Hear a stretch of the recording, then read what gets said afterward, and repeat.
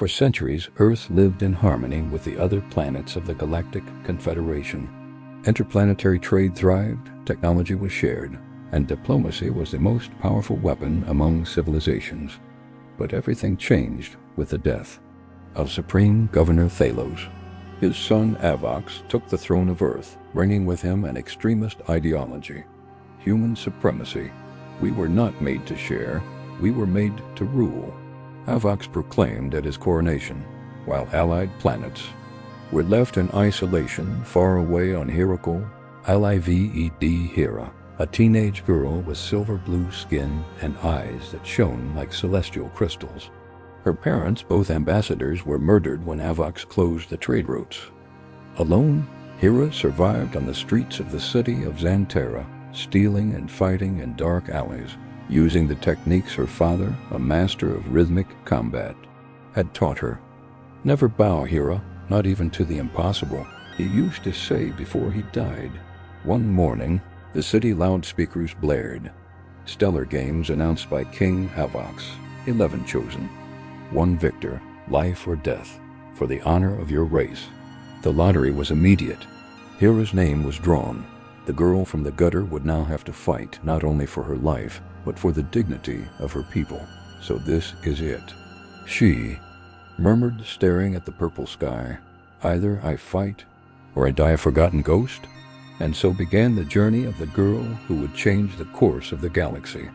The Orion the 12th sped through hyperspace toward the Supreme Arena, orbiting a dead world called Caltherion. The 11 chosen ones were locked in individual capsules, kept in induced sleep until they awoke in the training zone. Hera awoke to flashing red alarms. A holographic panel blinked beside her. Landing in 10 minutes. Prepare yourself. Great. Not even time for coffee, she muttered. When the others woke, the doors slid open, leading them into a central chamber. There stood Kale, human from Earth, loyal soldier to Avox Ryler, ice beast from Glacius 4, Nyx, a blind warrior from Kiril, Drovan, exiled android from Althron, Talizem, agile feline from Argon Prime. Vu, RK, reptilian strategist, from Sayark.meera, mutant human from Mars. Jor, Rak, old telepath with golden eyes, Aelian and Sira, telekinetic twins from Zonar V. Kale smirked at Hera. Seriously? They put a street thief alien in this game? Can't wait to see you fall first. Hera's reply was cold. Say what you want, human. In the end, the one still standing will tell the true story. A voice echoed through the chamber. Welcome to the Stellar Games. The first trial begins now. Survive. The ground shook. The chamber walls dropped, revealing a hellish desert crawling with monstrous creatures. The first blood was about to be spilled. The heat was unbearable. Caltherion spat fire through cracks in the ground. The goal was clear. Reach the central obelisk, only 7 would advance. Drovan charged forward like a machine. Ryler crushed beasts under his massive claws. Hera moved, with agility dodging monsters and Kale's grenades. Come on, thief. Show us what you're made of. Kale taunted. She was wounded but stood back up, eyes burning with fury. Nyxa moved with uncanny precision, guided only by sound. Mira hardened her skin and crossed the scorching terrain like living steel. Jorok invaded Verk's mind, causing him to collapse. After 3 relentless hours, the 7 survivors were Hera, Kale, Drovan, Nyxa, Mira, Jorok, and Ryler. Trial complete. But that was only the surface, the arena declared. These games aren't about strength. They're about control, Hera whispered. The bioluminescent forest whispered in forgotten tongues. Ryler was ensnared by sentient vines. Hera and Talizem freed him. Jorok vanished. Nyxa sensed the trace of an invisible entity. The Green Guardian appeared.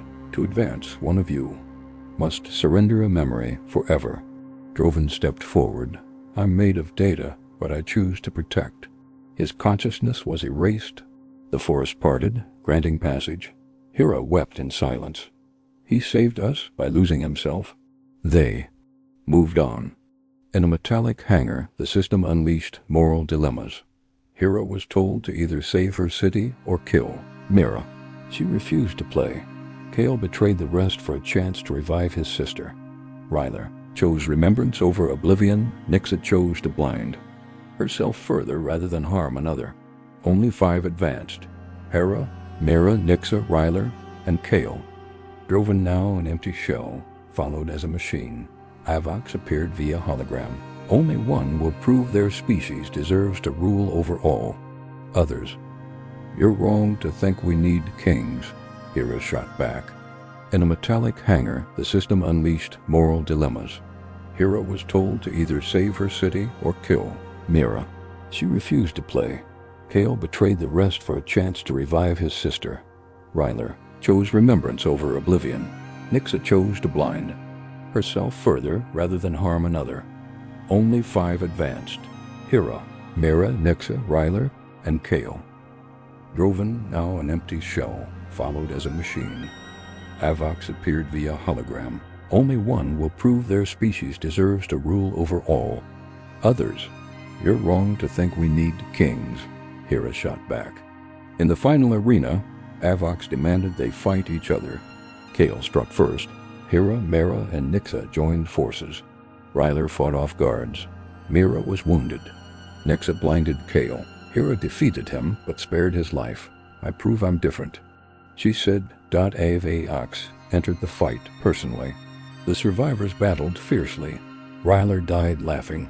Mira shaped blades from her own blood. Hera drove her weapon through Avox's chest. The universe needs hope, not iron. The galaxy watched. The crown fell. Hera refused the throne. They must choose their own leaders. Enough with crowns. Nixa revealed the Omega Protocol. Destruction of the arena due to impurity. Droven offered to sacrifice himself to shut the system down. Now, one choose to protect. Droven connected and vanished forever. The arena went dark. Hera looked to the stars. His sacrifice saved our chance to be different. The arena lay in ruins. Reconstruction had begun. Hera walked among species that once warred, now building side by side.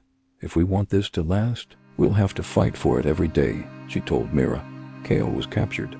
Hera visited him. Start over if you can. And she left, closing the cycle. Tomorrow was being born, and Hera was ready to guide it. Years later, Hera traveled as a mediator of peace.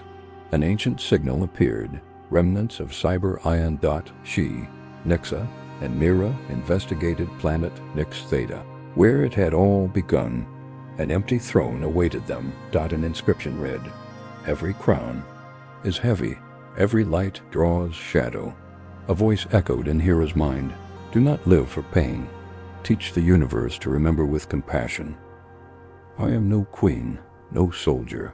I'm just a bridge. And as long as I live, no one will cross alone. The stars shone bright. And thus ended Hera's journey. Or rather, the legend began.